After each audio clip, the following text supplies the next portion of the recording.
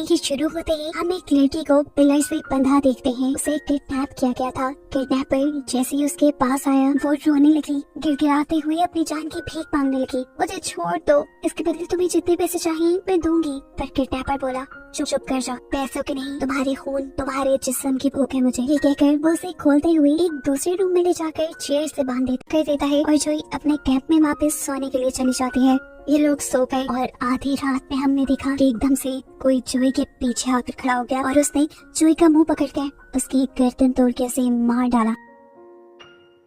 एकदम से जोई की आंखें खुली और हमें पता चला ये सब जो हमने देखा वो सिर्फ जोई का एक ख्वाब था। उसने ख्वाब में देखा था कि सेंटाना ने उसे मार दिया। वो डरकर उठ गई थी। उठते ही उसने देखा कि ये सुबह का वक्त था और उसके बाकी मेंबर्स भी उठ चुके थे और उसी का इंतजार कर रहे थे। अभी तक इनके ग्रुप के वो 2 मेंबर मिसिंग थे जिन्हें रात हमने मरे हुए देखा है। उनके यहाँ न होने की वजह इन लोगों को उनका इनसेंसिबल बिहेवियर लगता है। अब ये लोग उनके बगैर ही अपना काम स्टार्ट करने का सोचते हैं, लेकिन जो ऐसा नहीं चाहती थी। जो को लग रहा था कि हो सकता है वो किसी मुसीबत में फंस गए हो, हमें उन्हें ढूंढना चाहिए। उसकी बात सुनते हुए उसका साथी कहता है अच्छा ठीक है, मैं और टोरी जा रही है शूटिंग के लिए, आप दोनों जाकर उन दोनों को ढूंढ लो। अब टोरी उस लड़की के साथ आ गई थी जूलियन के घर पे, जो इस टाइम लॉक था और जूलियन खुद था इस टाइम जंगलों में। वो एक दरख्त के सामने खड़ा था जिसके ऊपर ग्रीन कपड़ों वाली डॉल लटकी हुई थी। वो अजीब तरीके से डॉल की तरफ देखकर मुस्कुराता है और डॉल भी उसे देखकर मुस्कुराने लगती है। यहाँ पर टोरी और उस दूसरे लड़के ने जूलियन का घर खोल लिया था। ये लोग उसके अंदर चले जाते हैं और जूलियन का इंतजार करने लगते हैं। काफी देर तक वो नहीं आया। उस लड़के ने यहाँ पर शूटिंग सेटअप बनाया और जैसे ही जाकर वो सोफे पे बैठा तो उसे वहाँ टेबल पे रखी हुई बहुत सारी पिक्चर्स नजर आई, जिनको देखते हुए उसे उनमें से टोरी की पिक्चर भी मिली और उसके दिमाग के घोड़े चलने लगे। ये पिक्चर देखकर उसे रियलाइज हो गया कि उन्हें किसी प्लान के तहत यहाँ लाया गया है। वो टोरी ही थी जिसने जोई को वो इनविटेशन लेटर दिया था। इससे पहले कि वो ये बाहर टोरी से कंफर्म कर पाता, टोरी उसे खुद बता देती है कि वो जूलियन की बेटी है। ये कहते ही उसने उस आदमी के सर पे किसी चीज से जोरदार वार किया और उसे मार डाला। ये करते ही उनके पीछे जूलियन भी आ गया जिसने टोरी को इस काम की बहुत शाबाशी दी और कहा मैं और मेरी बेटी तुमसे बहुत खुश हैं। सीन कट होकर हमें वेरोना और जॉय को दिखाया जाता है जो कि अपने 2 मेंबर्स को ढूंढने के लिए निकले थे। जंगल में जाते हुए इनके दरमियान किसी चीज को लेकर बहस हो जाती है। अभी ये बहस ही कर रहे थे, इनके सामने आ गई सेंटाना। वेरोना को लगा ये उनके साथ कोई मजाक कर रहा है, उस पे कर हंसने लगती है, लेकिन उसकी हंसी तब बंद हुई जब जॉय ने उसे बताया ये सेंटाना है और ये जेड है, क्योंकि रात में ये मेरे ख्वाब में भी आई थी।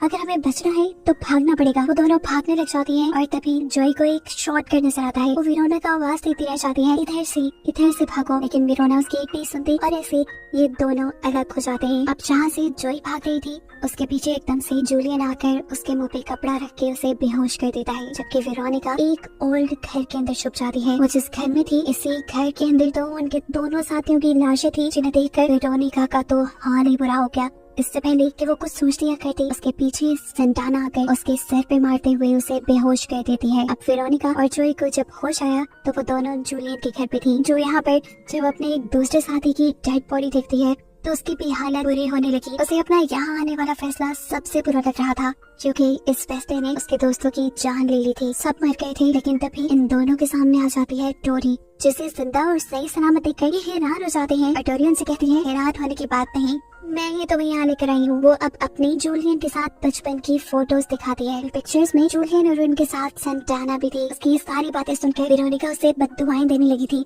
लेकिन तभी उसने वेरोनिका के गले पे चाकू रख दिया। ये देखते हुए जोई ने उससे अपनी जान की भीख मांगी। उसे कहा प्लीज छोड़ दो, ना करो ऐसे। तब टोरी ने उन्हें बताया नहीं, अब जान तो तुम्हारी बख्शी नहीं जा सकती, क्योंकि सेंटाना को तुम्हारी बॉडी पसंद आ गई है, इसीलिए अब तुम मारी जाओगी। तुम्हारा सेक्रीफाइस सेंटाना को सबसे ज्यादा अच्छा लगेगा। इनकी इन्हीं बातों के दौरान यहाँ पर जूलियन भी आ जाता है और इनसे कहता है माफ करना, लेकिन हमें तुम्हें मारना पड़ेगा, क्योंकि तुम्हें मारने से हमारी सेंटाना खुश होगी। अब ये दोनों सबसे पहले वेरोनिका और जोई को सच में कह देते हैं और एक बोल में उनका खून इकट्ठा करते हुए कुछ स्पेल्स बोलते हैं, वही स्पेल्स जो जूलियन ने मूवी के स्टार्ट में बोले थे। अब इन्हें सारे मरे हुए लोगों का खून मिक्स करना था। ये काम करने के लिए जब टोरी वेरोनिका के पास गई तो वेरोनिका ने उसके हाथ पे इतनी जोर से बाइट किया कि उसका हाथ कटके उसमें से खून आने लगा। वो खून वेरोनिका के खून के साथ मिल गया और रिचुअल बर्बाद हो गया। ये देखकर जूलियन घबरा सा गया था। वो रिचुअल को सही करने के लिए पहले बाकी सब लोगों की डेड बॉडी यहाँ लाने का डिसाइड करता है, लेकिन मौका पाते ही जोई पीछे से अपने आप को छुड़वा कर वहाँ से भाग जाती है। जूलियन उसका फील्ड तक तो पीछा कर लेता है, लेकिन यहाँ से भी वो उसे चकमा देकर एक पुराने घर तक पहुँच गई, जहाँ उसके पुराने साथियों की लाश थी। जूलियन जूलियन उसे ढूंढते हुए यहाँ भी आ गया था, लेकिन इस जगह का एक फायदा हुआ कि जोई को छुप कर जूलियन पे वार करने का मौका मिल गया।